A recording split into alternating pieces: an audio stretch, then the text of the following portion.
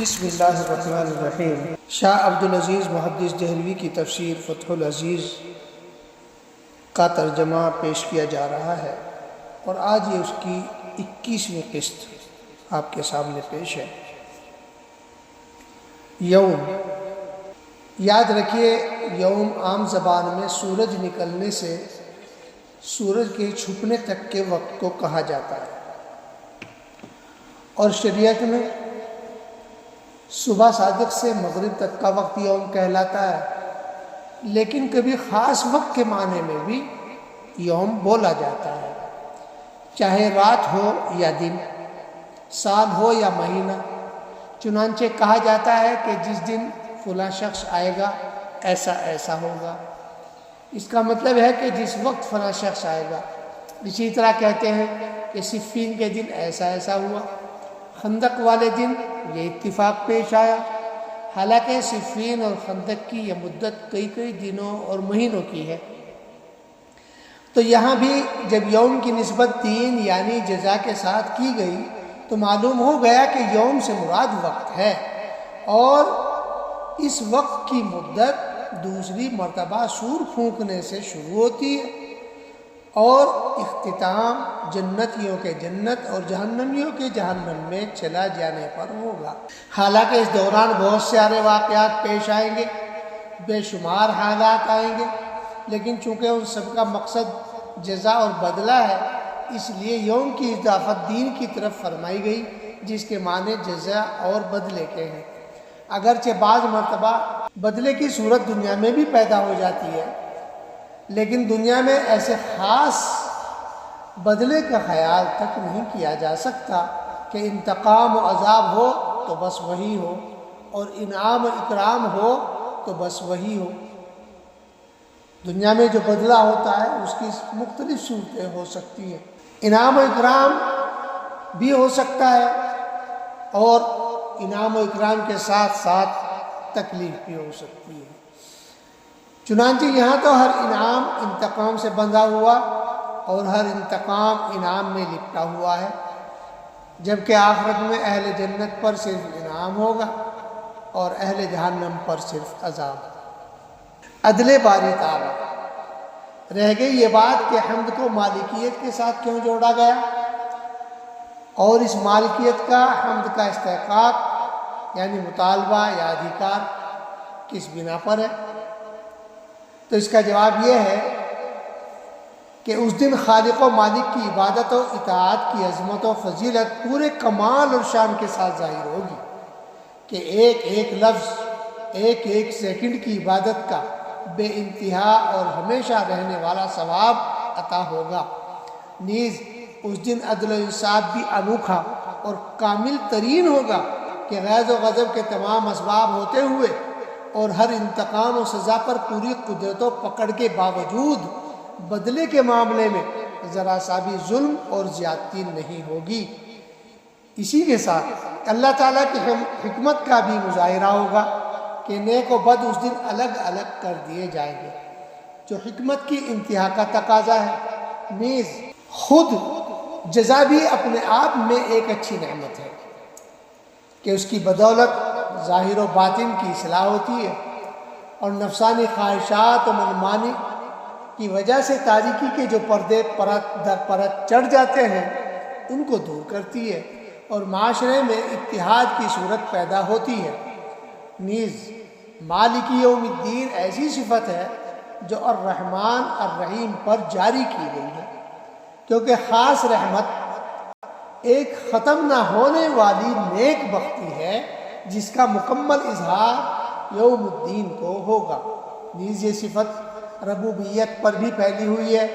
ربوبیت کا انجام اور اعلیٰ ترین کام انسان کے ظاہر و باطن کی اصلاح ہے، تاکہ اسے ابدی یعنی ختم نہ ہونے والی دائمی نیکی تک پہنچا دے، اور ربوبیت کا تقاضا یعنی الوہیت، معبود ہونا، عبادت کے قابل ہونا، یہ صفت ہے۔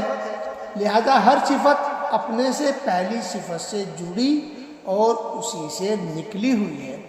یہ بات بھی سمجھ لینی چاہیے کہ اس صورت کے اندر دو مضامین ہیں۔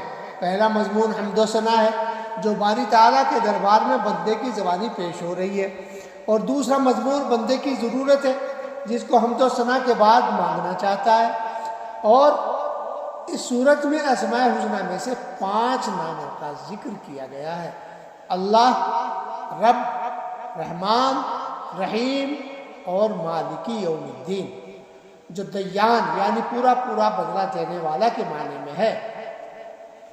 ان 5 ناموں کا ان مذکورہ دونوں مضمونوں سے کمال کا ربط یعنی جوڑ ہے۔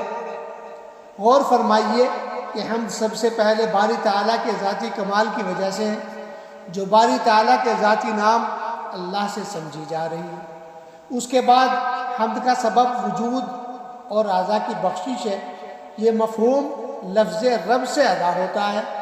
اس کے بعد گزر بسر اور زندگی کی ضروریات عطا کرنے کی وجہ سے حمد کا حق ہے، لفظ رحمان سے یہ معنی ظاہر ہوتے ہیں۔ اس کے بعد اپنی آخرت کی اصلاح کی فکر اور توفیق ملنے کی وجہ سے حمد کا مطالبہ ہے، یہ رحیم کا مضمون ہے۔ اس کے بعد حمد بدلہ ملنے کی نعمت پر ہے، یعنی شکر پر جزا بھی ملے گی اور ناشکری کا بدلہ بھی ملے گا۔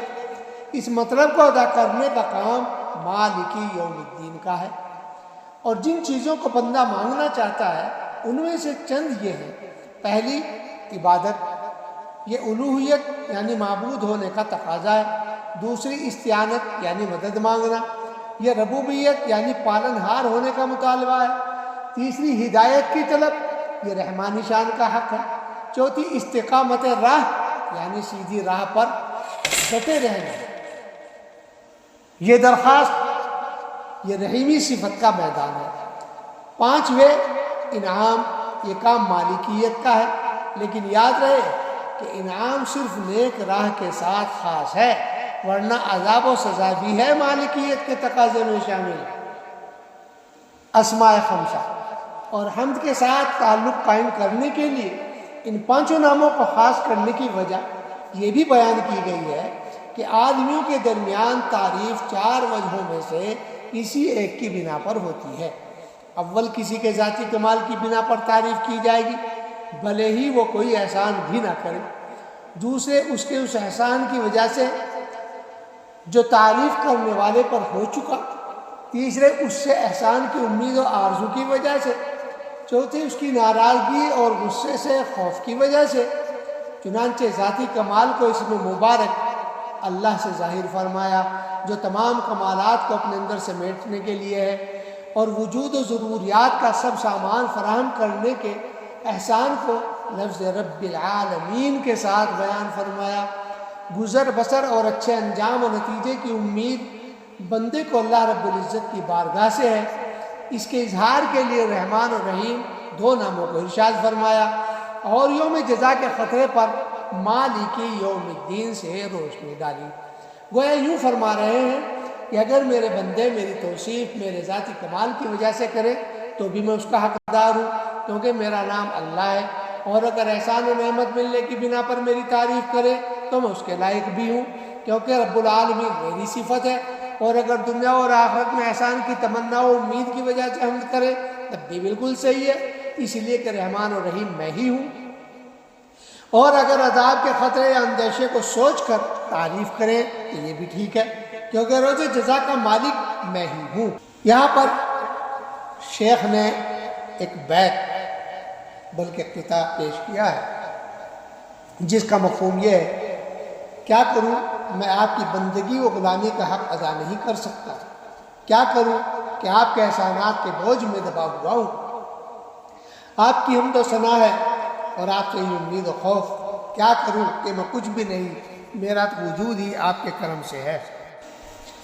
نیز یہ بھی کہا گیا ہے کہ ان 5 ناموں کو خاص کرنے کی وجہ یہ بھی ہے کہ انسان کو جو اچھی نعمتیں ملی ہوئی ہیں وہ تمام انہی 5 ناموں کی بدولت ہیں۔ دیکھیے، سب سے پہلے تو انسان کو عدم سے پیدا کر کے الوہیت کا جلوہ دکھایا، پھر اس پر انگنت نعمتوں کی بارش کر کے اس کی پرورش کی جو ربوبیت کا تقاضا تھا۔ اس کے بعد اس کے گناہوں، عیبوں اور بدماشیوں کو دنیا کی نگاہ سے چھپایا اور اسے رسوا و ذلیل ہونے سے بچائے رکھا کہ رحمان یکی شایاں نشان یہی تھا۔ پھر توبہ کی گنجائش بھی موجود رکھی کہ بندہ توبہ کرتا ہے تو قبول فرماتے اور پاک کر دیتے ہیں۔ یہ رحیمی شان کے جلوے ہیں، اور اس کے بعد اسے اعمال کے مطابق بدلہ عنایت فرماتے ہیں۔ یہ مالکی یوم الدین کا مضمون ہے۔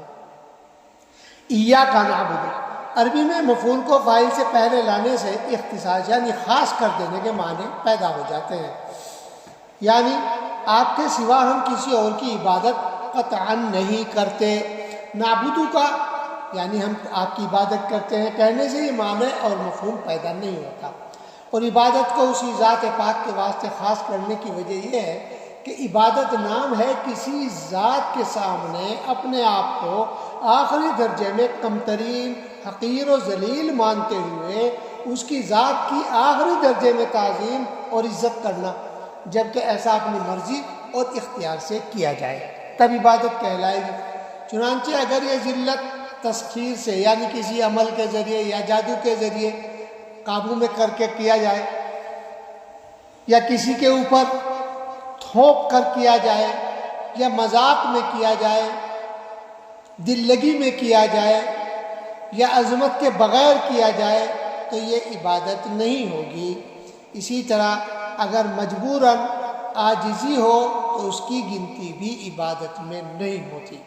حقیقت یہ ہے کہ عبادت فطری طور پر ایسی چیز نہیں کہ کسی کے لیے کی جائے سوا اس کے جس کی جانب سے بے حساب انعامات پہنچے ہوں، اور ایسی ذات اللہ تعالیٰ کے علاوہ اور کسی کی نہیں۔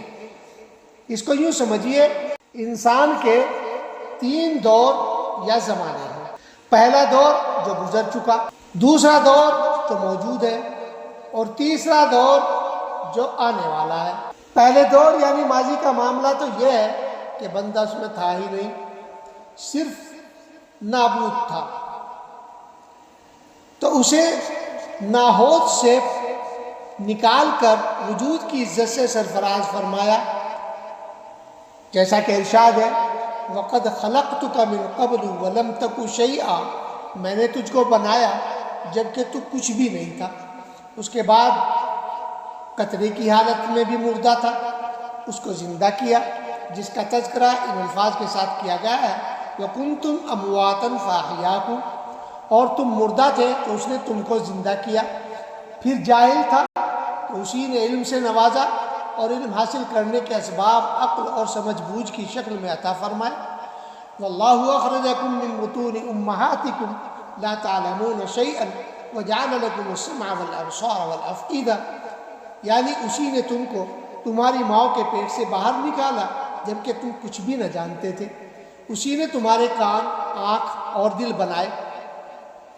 اس کے بعد موجودہ دور پر آ جائیے، اس دور کی ضروریات گنتی کی حد سے باہر ہے۔ اس کی زندگی سے شروع سے آخر تک اس کی ضروریات کے اسباب پر غور کیجیے کہ نوبت کہاں تک پہنچتی ہے، اور باوجود بہت سی ان کوتاہیوں اور ان نافرمانیوں کے جو ہر وقت اس سے ہوتی رہتی ہیں انسان سے، ان ضروریات کو پورا کرنے میں اس کا فضل و احسان کبھی ساتھ نہیں چھوڑتا۔ راہ مستقبل تو موت سے لے کر جنت میں پہنچنے تک انعام و اکرام کے اسباب اور سختیوں، عذابوں اور فتنوں سے حفاظت کی امید سوائے اس ذات عالی کے اور کسی سے بھی نہیں، اور اس ذات پاک کے علاوہ بندے کے لیے کسی بھی صورت میں کوئی پناہ گاہ نہیں جہاں سر چھپا کر وہ قیامت کے حالات سے بچ سکے۔ لہذا بندے کی عبادت کا مستحق بھی اس کے سوا کوئی نہیں۔